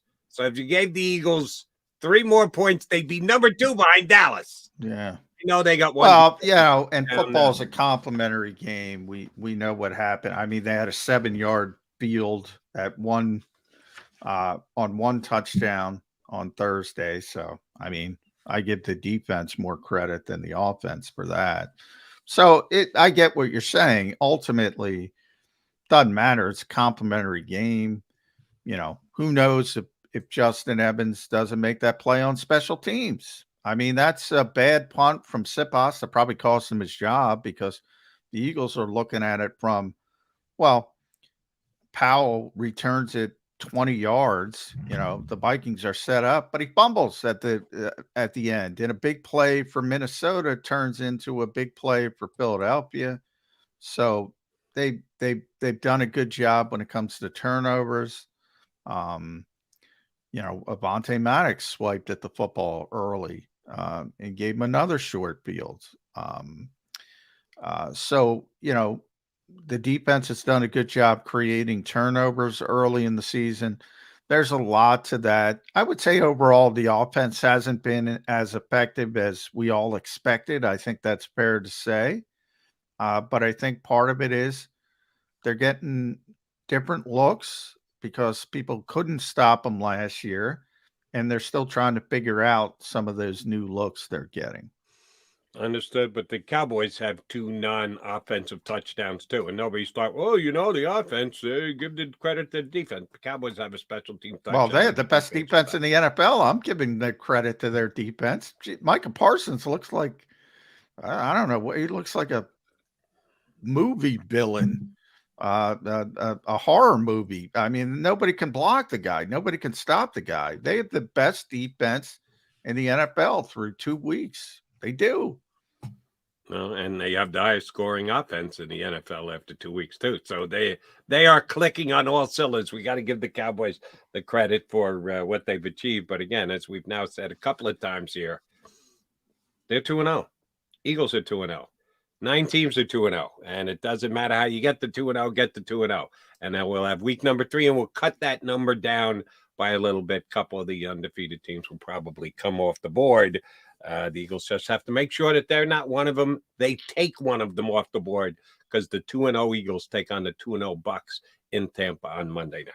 All right, McDonald and McMullen here on Bird 365. Quickie timeout, and then we assume. All right, one more question before we go to break. Yay or nay, Chris Franklin, Birds in the background. At what point in our spot with Chris Franklin will we be able to hear Chris Franklin's Birds? Well, you see, they're going to be at work in the newsroom, so we're going to. Oh, see you think he's going newsroom? That T that looks like a cross. It's going to look like a church or the Birds.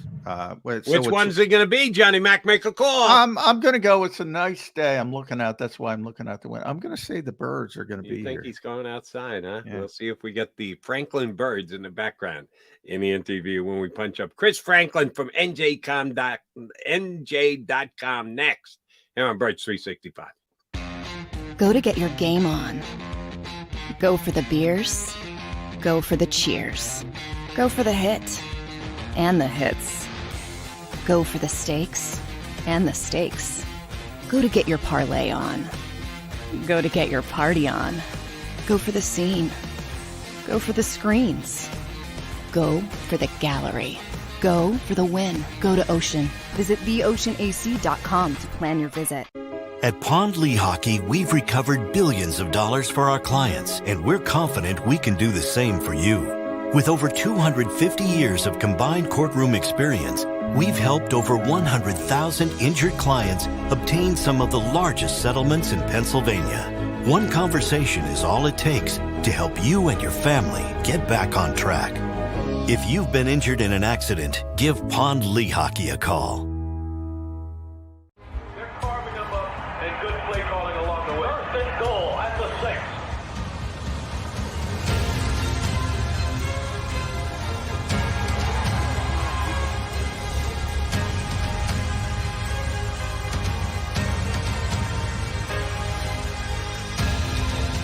Field of life, First Trust Bank is there for you. Champions on 3. 1, 2, 3. Because Philadelphia dreams deserve a Philadelphia bank.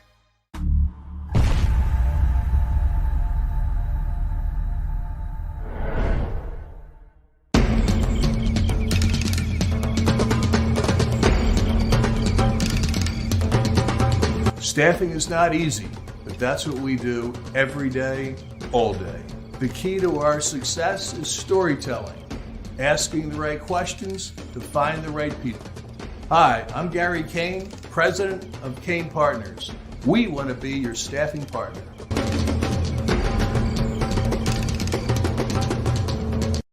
Since 1977, it's always been about you, the community, at Rafferty Subaru. And through the Subaru Love Promise, we prove we care by supporting charities like So Good Now.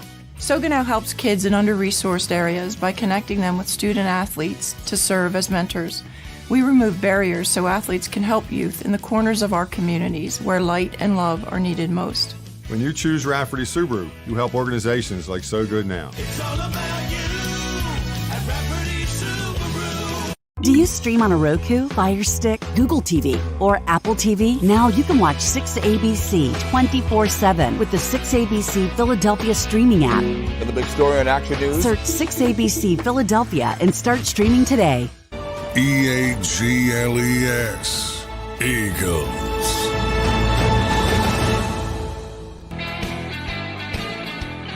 Appreciate you streaming in here on Birds 365.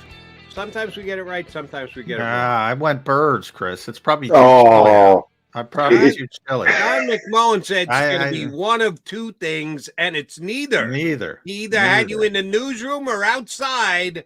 He's coming to us via, is that the bathroom you're in? Did you take the PC into the bathroom? You got a nice little beer in the background. Where you at, Franklin? So I do some of my best thinking in there, but unfortunately, it's not there. I'm in one of the offices, another room. I'm going to try a different room today. The allergies are kicking my butt right now. So I'm like, really? let's do this a little bit. So I went to third pitch, and to try to go all speed. It worked, I guess. Hey, it worked. It looks nice. Looks fine. Just we tried to guess where you came on, and we struck out badly. So your third pitch worked. Yes. Eagles are 2-0. They haven't been a inspiring 2-0, and why isn't this going this way as compared to what it was kind of 2-0? You worried at all? All right, 2-0, but you beat a Patriot team who didn't make the playoffs. You beat a Viking team who let a whole bunch of good guys walk out the door, even though they won 13 games last year. You have to keep it in the context of who did you go 2-0 against. Where are you at with the Birds 2 games in? I'm not worried so much right now. I seem like I felt like watched that game over and over a lot. Like did the all 22 a lot. There's a lot of stuff that you see where this offense could really get hit right now, and it seems like they're off sync right now. And I think that you could attribute that to not getting the game speed reps during the preseason. I mean, there are looks that Jalen Hurts could have had with AJ Brown. There are looks that he could have had with Dallas Goedert in that first game. There's stuff in the defense when you see some of the missed coverages and stuff like that. Just one little communication here or there off, and next thing you know, we're probably talking to them like we're talking about the Cowboys or the 49ers. So I'm not worried so much right now. Now, say if this was, I don't know, you get to that stretch of death when you face a lot of these better teams in the league, then I'm heading into it. I'm like, all right, yeah, I'm worried, but I'm not right now. I think it's a lot of it's just rust. Well, you mentioned that the communication in the secondary, and that's one of my issues with this scheme, because it relies so much on that. You see it when Bradbury's out there. It's pretty good. The Eagles were really good at it until the Super Bowl last year. Some other teams that run the Fangio defense, not so much. And you're starting to see that with the Eagles as the younger players come in. They had that I called it that box and no one against Justin Jefferson when 4 players converged on Jefferson, and KJ Osborne just went strolling in the park for a touchdown. You didn't see that kind of stuff last year. I think it's the youth, Goodrich, Job, and that's what young players do. Is there too much stress? Because there's going to be no Avonte Maddox moving forward. Is there too much stress on young players in the secondary with this scheme? You mentioned, I think you brought up a good point when it comes to there, because a lot of the stuff is a lot of pre-snap recognition, trying to see what the splits are going in, guessing what those routes are going to happen. And I think that you may see a few hiccups, especially if you have in the middle when at least Josh Jobe had most of the snaps that he got a good feel for early on. He knew he was a starter heading in. And when Goodrich came in, I was like, okay, it took a little bit for him to get acclimated. Like it took a little for him to get acclimated to the speed, and then he got better as the game went on. So I'm looking at when you see this as well too, especially if I'm the Bucs, I'm trying to throw looks that they haven't seen before, stuff that they're not feeling comfortable with, and trying to confound them and sort of look like, okay, no, you guys, because there's times when you see them looking like, oh no, you get this, and then the last second they try to really go try to change the coverage last minute. So I think it's a lot of that youth, and that's why one reason why I would probably put James Bradbury in the slot and maybe use Josh Jobe on the outside, just to depending on the way they line up. Staying on the defensive side, it was only a couple of weeks ago that they told Nicholas Morrow, thanks for the memories, and sent him packing. He went out, shopped a little bit, couldn't find anybody else that was willing to give him a spot on the roster. So he said, I'll go back to the Eagle practice squad. He's on the practice squad, and before you know it, he's back in the game. He's back in playing. He's got the green dot now because Nakobe Dean continues to be out of the lineup. Is Nicholas Morrow a saving grace for the Philadelphia Eagles, or somebody that could be taken advantage of on the next couple of weeks? The key is going to be, I think he can, if teams continue to pass a lot as much as they've done against this Eagles team, I think he can. The thing I'm worried about is the run game. Because if a team starts seeing that the Eagles you getting lighter in that box lane, bringing like having him in the middle with the 4 defensive linemen up front, then I'm checking. I'm just going to check, say, okay, no, I'm just going to run down the middle because he's not the prototypical size for there, and I think you can get a lot of yards, chunk yards when you're in the rushing game. When it came to overall the way he played in that last game against the Vikings, I thought he did very well. I like the way that he flowed to the ball. I like the way he was aggressive, and then you saw what he did on special teams. So I think overall, I think you look at that, and I think for at least 4 to 4, if Nakobe Dean's out, it's ever 4 to 6. But if Nakobe's out for 4 weeks, then I think that you can get by with that. If he's out to 6, 7, 8, which I don't think it's going to be the latter, but if it is, that's when I think you really start to see the effects of missing Dean out there on the field. You piqued my interest by saying you'd go with Bradbury in the slots and Josh Jobe outside. Now, I kind of subscribe to the Jeff Stoutland theory there. Like, why are you going to affect 2 positions if you don't need to? In other words, Bradbury, great player, all-pro player outside. He's not a Avonte Maddox inside. So you're getting worse there. And then obviously Josh Jobe isn't James Bradbury outside. I don't like that. And the second part, Chris, is can you point to another 6'2" nickel corner that's successful in this league? Because I don't get it. I don't get the Bradbury in the slot stuff. The reason why I do it, especially against this team as well, against the Bucs, is that pretty much you're going to have Mike Evans lined up on the left side because all of his snaps this year will be either the left side outside, left side in the slot. Going back to Texas A&M, he plays the same. Yeah. It's like, okay, you cut the field in half. All right, great. We know which way he's going to be. But I think especially when you get Godwin in the middle there, I think you're going to go your best on your best. And especially in the nickel spot where you have to worry about so much, where the linebackers are going to drop back, where it's the flat area, the hook, so much stuff. I'd rather have a veteran guy who could potentially be matched up with Godwin a lot because he's played in the slot a little bit more this year. I like that matchup proposed more. And then also you have we've been talking about the younger guys. You have Josh Jobe, especially still trying to get his feet wet. And I think, hey, you know what? Worry about the outside and everything else. And then you can put Mario in there. You can put Mario Goodrich in the middle. I just worry about that matchup, like fresh off thing. Hey, you're starting. There's Chris Godwin. Go ahead and stop him right now. I just think that the Bradbury one, for the time being, at least this matchup here, gives you a little bit better shot for the time being. Long term, I think it's basically a ticket matchup by matchup when it comes to that. All right, Chris Franklin, we surely haven't talked to you since the weekend's action with the Eagles starting it. I want to go with who finished it, and that was the Cleveland Browns, who you guys all got a chance to see this year in the joint practices and the like. Let me give you my scouting report on the quarterback of the Cleveland Browns. He's stunk so far this year. He has been flat out bad. It's a good thing that Zach is starting in New York because it keeps Deshaun Watson from potentially being the worst quarterback through 2 weeks in the National Football League. And we all know that the Eagles made a play for Deshaun Watson. And Deshaun wanted no part of coming here. Jalen's one of his boys, and he said, I don't want to take his job. Somebody else is going to give me a job at $150 million. Every penny of it guaranteed. Let me please go elsewhere, which is exactly what he did.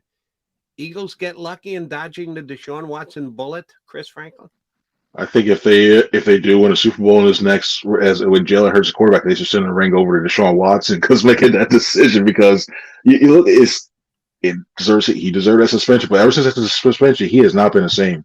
I don't know if it's been timing. I don't know if he's at ahead. It looks disjointed. His decision making looks off at times. The zip on the ball is still there, but that's not all it takes to be a quarterback in this league. So, yeah, they got really lucky on that. And you think about Cleveland.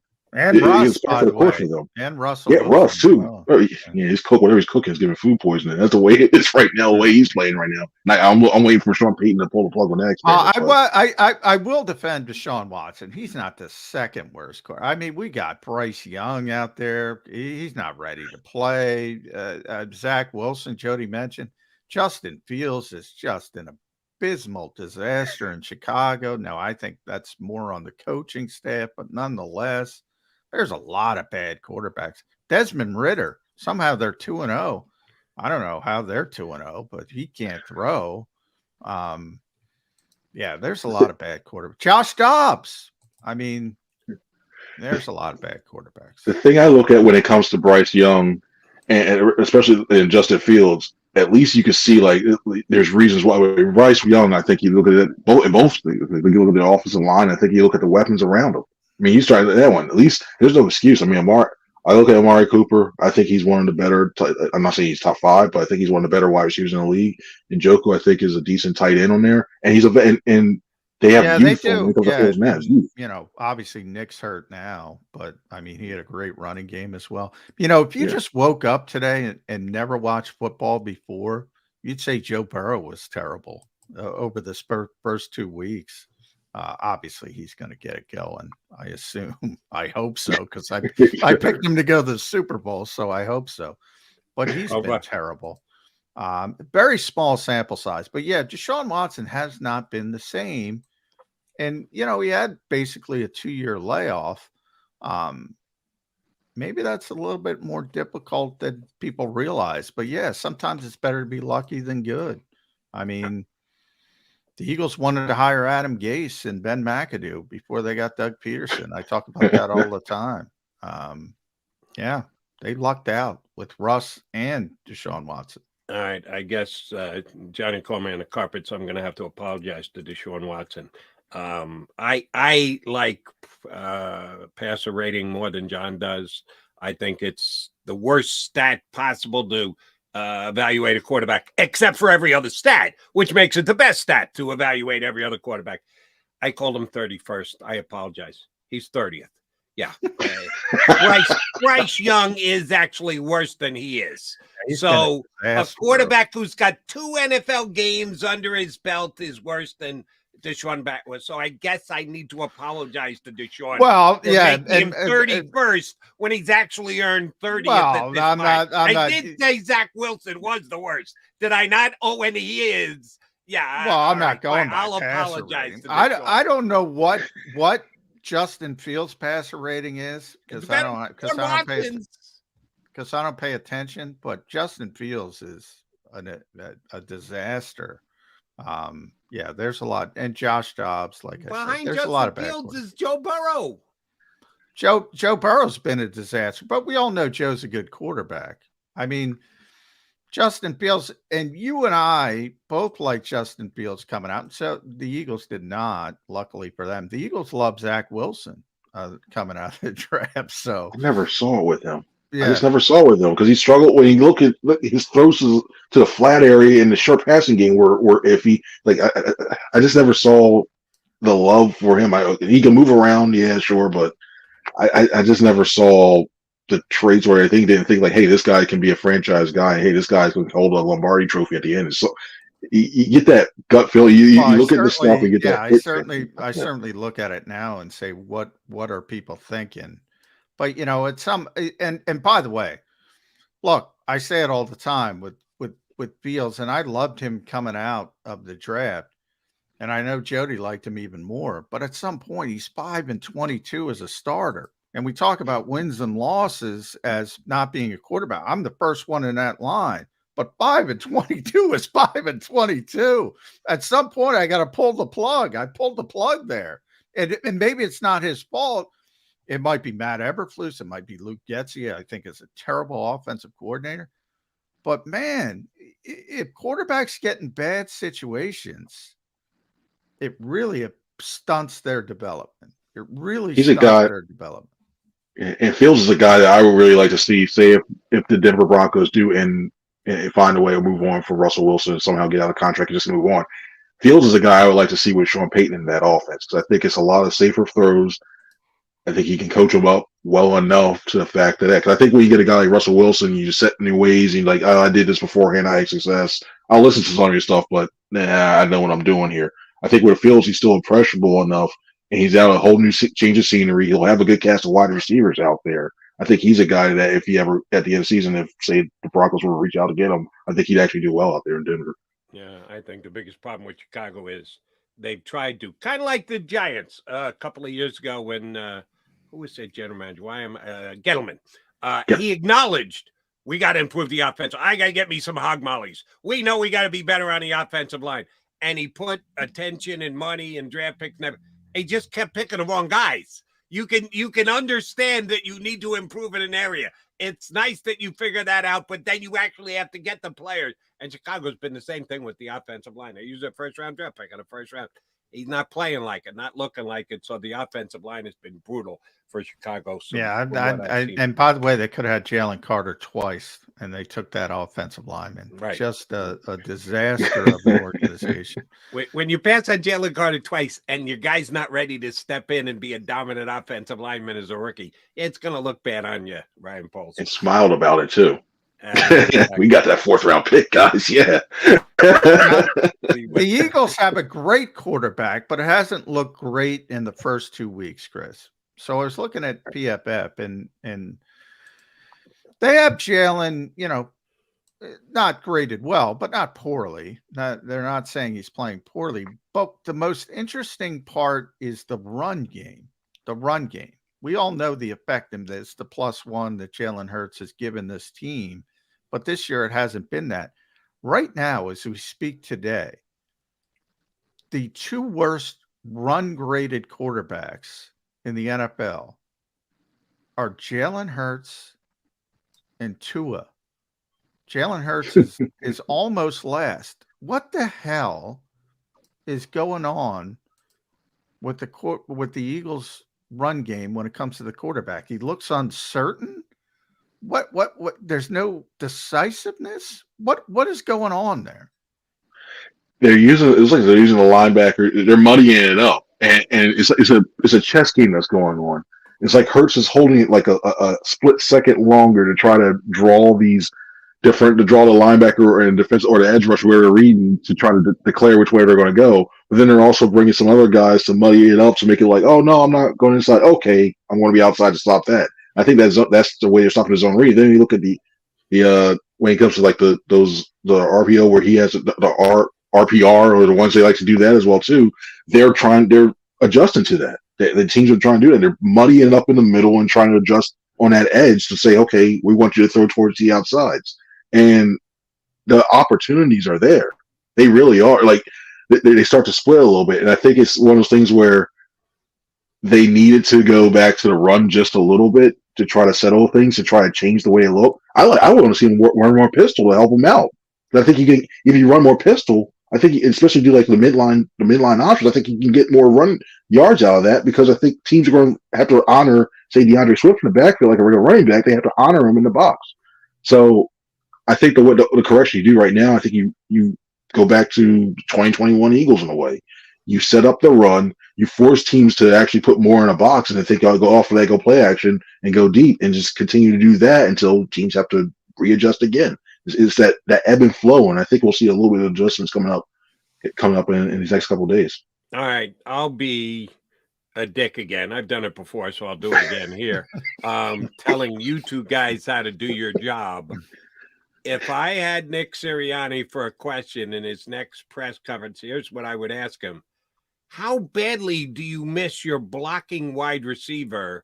I can't even think of the damn Zach guy. Pascal. Zach Pascal. How big a hole has Zach Pascal left in your offense, coach, without him here to spring Jalen Hurts on all these running plays? I would do it with tongue somewhat implanted in cheek. But you get my point here, right, Chris? That they used to have a guy who used to block on the edge, and he's no longer here. And I don't think that's a Quez strong suit that he's helping get Jalen freed on those plays when he bounces it outside.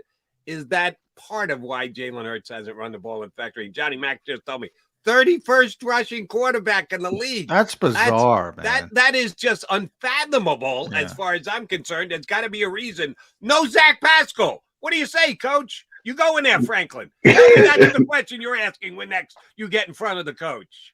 If I burn that question, everybody's going to look at me and just go like, what are you doing, man? I'm asking this question for Jody McDonald when everyone rolls their eyes there. You can be the idiot from Birds 365. That's like burning your question on injury. Chris had to do that. I have to do that. The first question is always the toughest one. It's like, you got to do it.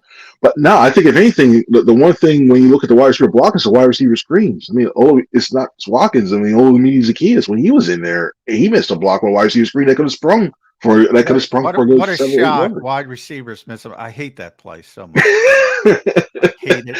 I hate it. I hate it. It's ugly. Yeah, every once in a while you'll hit it, but you're asking guys who can't block to block. It's similar to what I said about, it doesn't make sense for me to move an all-pro corner from what he is an all-pro at. And it doesn't make sense to me to ask people who can't block to block consistently. Doesn't make sense to me, but every team does it. It's not just the Eagles. I hate that play. And it's rough because it's your two best blocking wide receivers, even PFF and everything else, are the guys you want the ball in the hands of, AJ Brown and Devontae Smith. So you can't. It's like, wait a minute. You have a run game. They're really good blockers, but when you want to get the ball in the wide receiver's face, it's like, oh, all right. Well, I guess maybe we got to put Jack Stoll out there and split it. Oh, then you know what's really coming out there. Jack Stoll split out. Watch outside. So you can't do that. By the way, I think Devontae Smith is the Eagles' best blocking wide receiver, which is amazing. I think he is. And if that's the case, shame on AJ Brown, because he is certainly more physically capable of doing it. We see it all the time. Devontae and AJ standing next to each other. One looks like a JV player, the other looks like a varsity player. The varsity guy should be able to block better. Come on, AJ, suck it up and get it done if that's the case. Another guy I'm going to annoy. I'm getting everybody annoyed here today. All right, let's see if we can annoy the Eagle fans. Baker Mayfield, the almost unstoppable Baker Mayfield, the first couple of games so far this year. I didn't see it coming. Good on you, Bake. What are the Eagles going to do to bring Baker Mayfield back to earth, Chris Franklin? I think you got to bring it. It's tough in a way because the one thing is he's spreading the ball around very well, and not just to one part of the field. He's actually spreading the ball around to a point where it's unpredictable to a point. The biggest thing I know is going to be, it's almost like you got to mush rush him in a way. You got to collapse the pocket, but you just got to get pressure on him to a point where he has to stay in the pocket and just hope he just jump balls and throws it up in that one way. And I look at the way, like we talked about Evans earlier, he's the only one to me that's playing very well. You got to respect Godwin because for who he is, but he's the only one that's really breaking things and deep and making big plays. So it's also one of the things where you want to shift the coverage, shade coverage over this way, or maybe you have Slade travel around with him. But then even you just make sure you get your hands up and mush rush him because he's still deep down. He's still that Baker Mayfield, as you know, has about 2 turnover opportunities in him. He still is. Just you got to pick your spots and take advantage of it when you get the chance. But I have to commend him. He's actually done a good job when he's been down here so far in his first 2 games. Yeah, he has played well. But I think you're right. I'm not that concerned about anything on offense other than Mike Evans when it comes to Tampa Bay. But I am concerned with that defense. That defense is better than people realize. I just ran down the run deep. They're unbelievable versus the run, Chris. So I'm not expecting 175 from DeAndre Swift this week. A lot of times wait a minute. Hold on, John. Let me just interrupt for a second.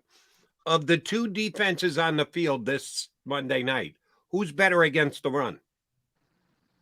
Oh yeah, it's definitely.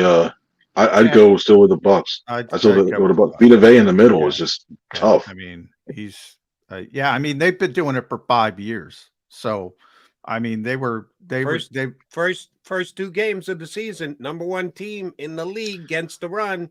The Eagles have been great against the run, but again, context matters. The Patriots don't have a great running game. The Vikings, Alexander Madison, you don't say more. I feel bad for what Alexander went through, but he's not playing well. Context matters. Right, but who's Tampa played? Tampa hasn't played a good running back yet either. Yeah, but they've been doing it for 5 years, Jody. Over 5 years, they played good running backs. I'm just talking about this season. I'm not talking about over the last 5 years. I'm just saying. Well, that's a pretty big sample size. But getting back to my original point, Chris, those Thursday games tend to be, they're DNA games. I like to call them because you can't prep. Nobody practices. You just roll out and you play, and you do what you do well. And the Eagles are a very talented team, and they persevered. Against Tampa Bay, you can game plan. You have extra time. You can really lock down what you want to do. This is the week the passing game's got to get going, right? This is it. This is it. not that they're bad in the secondary. I love Winfield, but I'm not going to pound my head against the wall and say, hey, Jason Kelsey, go move Vita Vea. I'm not doing that. Correct or incorrect? Yeah. Well, see, I think the passing game is going to have to be the way they win. And especially if they continue the trend of trying to play everybody deep, that everybody done when they face the Eagles offense is play everybody deep, you still have to take your shots just to get those safeties, loosen them up. You still have to take your shot. I think I wouldn't be surprised like on that first drive we see a deep shot to A.J. Brown just because of everything that's going on right now. It's just to say Elias and no, he's still an important part of this offense. And when you soften it up, I look at this as well too as an important litmus test for Cam Jurgens. Because when you look at this, this starts his stretch of hell for him because you give Vita Vea, then Jonathan Allen, then Aaron Donald. And I wouldn't be surprised if you see them trying to shade Vea over that way towards Jurgens' side, test him out and say, I hope Cam's not listening. I hope Cam's not, because Chris just ruined his day. Yeah. That's a stretch. That's a tough stretch for him, but we'll see. We'll see if he's ready up for it. And it's a matter of getting inside his pads and trying to be strong. And we're going to see that athleticism that Cam has. And if Vea starts to push that pocket in and starts forcing Hurts around, he can get away. But I think we'll see more of what we saw these first two games than what we've seen last year when it comes to his accuracy of throwing. I asked Mike Gill a question when we had him on about how many games the new Eagles punter will be here for. I'm going to ask you a similar but different question. Okay. Who will be returning punts for the Philadelphia Eagles in their fourth game of the season? Britton Covey will be After back Monday night, who will be their punt returner? Britton Covey. So he's going to get elevated to the 53-man roster. I think, yeah. And then Davius Street. That's what you're telling me. So Davius has got to get the Evo because somebody's going to need to be elevated because you can't do the practice squad mumbo jumbo with Britton after this week. Yep. And then that's where the question is, where do you go light at and who you let go? And that's going to be tough because you look at some of the candidates. Anybody away? I can cut like 3 players. We went through that. Why is Contavious Street here? Why is Rashad Penny here? I can get who else? I can get Ricks on the practice squad. Who cares? Why are they worried about the back end of this roster so much? See, a cornerback like Ricks, I think somebody would try to jump just because it's a position of need, and he flashed that he could be all right. Street's the one because I look at how many snaps he's gotten in these first few games. It's not that many. And you got Maro Ajomo, who you're thinking is going to be good down the line. That's the one between him, maybe one of those offensive linemen, maybe like Lopez, something like that. I think they go that route if anything. But I think Street is one of the ones that you gotta start penciling in if they do it once they do elevate Covey, because Covey just catches the ball. He's the best out of everybody they got when it comes to catching the ball. Hear me out. Make Justin Evans your Travis Hunter and let him return punt, play in the slot, and play safety, and your backup kicker too. Yeah, you do it all, man. Did you return any punts in camp this year? Oh yeah, Justin in preseason games he did. Yeah. Okay. Yeah. All right. Back there. I thought it was going to be Alameda, but if you're telling me it's going to be Justin Evans, I'll believe you. But I'll tell you this as well. Oh, it's going to be Covey. Chris is right. It's going to be Covey. You sure about that? Well, unless he fumbles again. If he fumbles, yeah, that's the biggest one. Yeah, if he drops another Muffin and gives him a good field position, then that might happen. But he's the scary thing. He's their most sure-handed guy they have back there. Just an opinion from a non-Eagles beat reporter here. Someone not on the Eagles roster today will be returning punts next week for the Philadelphia Eagles. That they will go down the same exact road that they did with the punter. We can just get a punt returner off the street. Come on, slap him on the practice squad and elevate him on game day. Yeah, they care too much about ball security to do that. They don't want to bring some. But they don't care about holders for place kicking. No, evidently they. And by the way, I'm going to be all over them if Jake Elliott starts missing field goals. I'm going to kill this team. I'm going to kill this team. I think Corey Detmer's available if anybody needs him. MVP of the Eagles. MVP of the Eagles right now. You can make a strong case it's been Jake Elliott. You can. Yeah, he could. That is legit. Should be fun for you guys this week after Britton Cuffey goes 3 fair catches and 1 punt return for 2 yards. That's what I'm predicting Britton Cuffey does this week. I think but Brent's done a low-key good job on punt returns since about midway through his rookie season. He was like 6th in the league. So good that the Eagles kept Kentavious Street over him. Well, that I disagree with. I disagree with. I don't. By the way, real quick, at C Franklin News, make sure you follow Chris on Twitter, X, whatever you want to call it. Read them at nj.com. Eagles worked out 6 players yesterday, most notably William Jackson, but they worked out a couple of running backs. I think it was John Kelly, Bryant Kobach.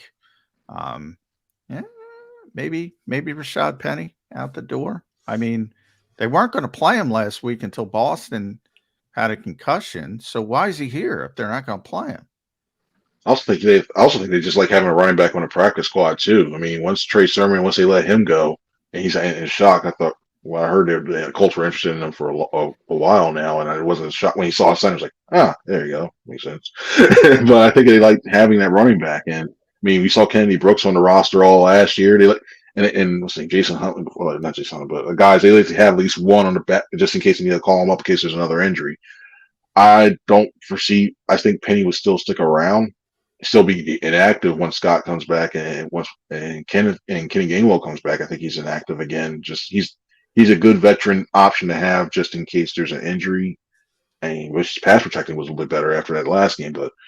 Yeah, look at that. I think it's like to have a young running back on the roster as a just in case they can develop, and then if they don't like what they see, they can move on from that.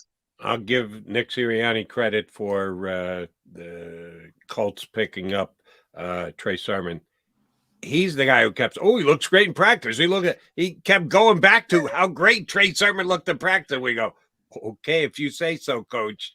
And they end up not cutting him. But he must have looked good for Shane, too, because Shane reached out and picked him up this week. So, good luck to you, Trey Sermon. Not happening here in Philadelphia. All right, Chris, always a pleasure. Thank you very much for jumping on with us. The question now will be when we get Chris Franklin, where will he be broadcasting from? Kind of like might be Tampa. Where's Chris Franklin broadcasting? So depending on his travel itinerary, it might be Tampa. It might be the golden beaches of Tampa. Who knows? It might be a Tampa airport. I got early flight. I do us a favor. Look at the Starbucks there. You got short sleeves on today. Give us one flex before you go. Oh, you want the flex right there? Yeah, you'll go right for it. Yeah, we got that. Sun's out. Ready to hit.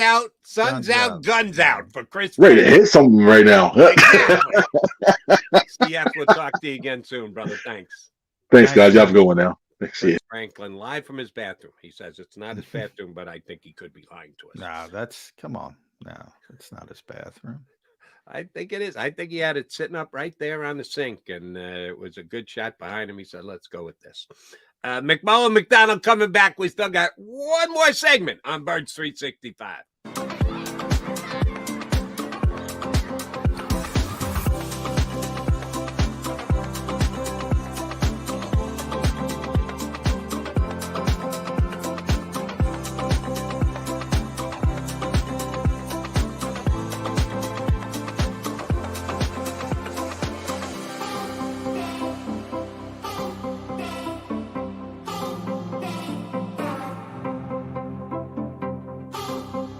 If you own a company and you're not producing a podcast, you're missing out. The public consumes messaging when they're ready. Join the professional podcast network of companies and let JAKIB Media Partners put you in the podcast arena. Come to our professional studio, or we'll come to your place of business and professionally produce your company podcast. Call JAKIB Media right now at 267-261-3428. 267-261-3428. Heading down the shore, have a ball once more. Here, imaginations run wild and time stands still. Because here, you can find the best of the Jersey Shore, all on one 5-mile island. So leave the old you behind and and get lost in the woods. Wild, wild, wildwood days. Not with this anymore.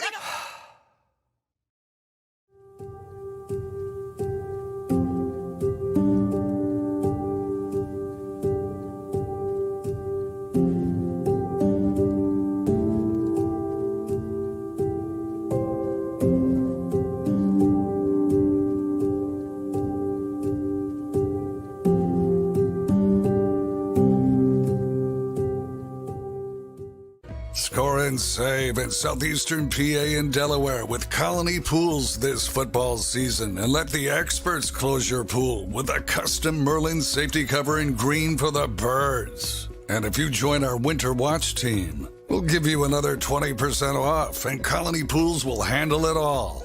Keep your tiles on your pool, not in your pool. Fly with Colony right now, birds fans. Visit flywithcolony.com.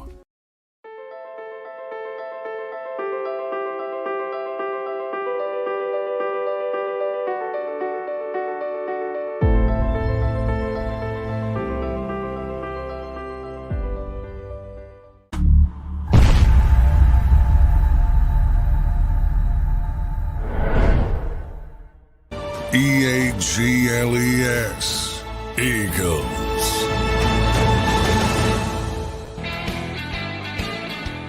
All right, we're almost out of time here on Bird 365. We'll be back again manana. J.C. Allen. What? Oh, shoot. Now I can't remember off the top of my web. What website does he run? Pewter Report, right? He's Pewter Report, and our other guy, Ira, is Joe Bucs fan. Yeah. I get those two confused. But JC's a very good writer, good reporter, and I'm going to have to look that up today because he texted me last night to give him a rating, a comment on the Eagles for the matchup this week. So I do want to. I like when your team is pewter. That's interesting for the Bucs. Spelling or the actual color? The actual color. You like pewter. That color, huh? You like pewter? Well, I like saying it. I don't necessarily like the color. Don't necessarily like the color. Okay. But JC Allen's going to join us tomorrow. That should be cool. All right. Johnny Mac, see how close attention you are paying. The Monday night game between the Bucs and the Eagles. The wagering line is what? Oh, no idea. I assume the Eagles are favored by 6. Most places have it at 5. One has it at only 4.5. One has it at 5.5. So it's pretty 2-0. People get hyped up. 2-0. It's pretty much 5 across the board. The Eagles are a 5-point favorite, which as of right now we would lean toward the Eagles and the Eagles covering that number. If you would bet this game, because they put out lines weeks in advance, if you had bet it before the season had started, I guarantee you it was over a touchdown. Even I would think so. I'm thinking more of, I still don't think the Bucs are a good team.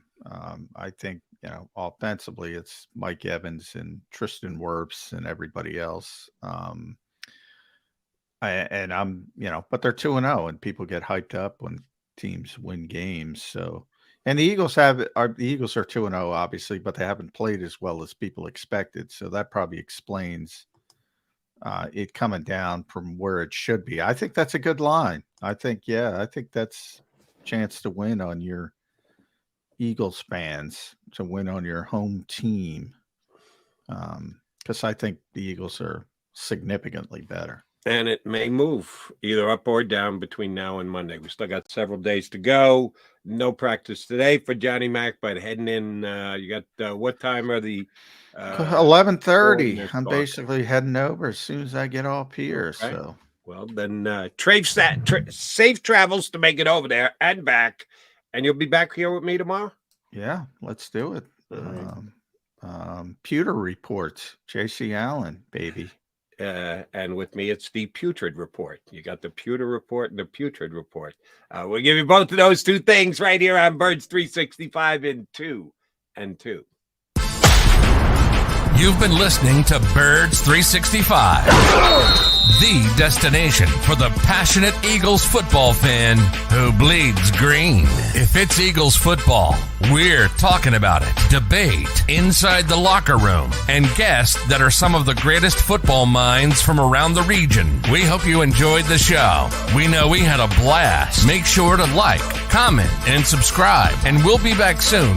But in the meantime, hook up with us on social media at JAKIB Sports. See you next time on Birds 365.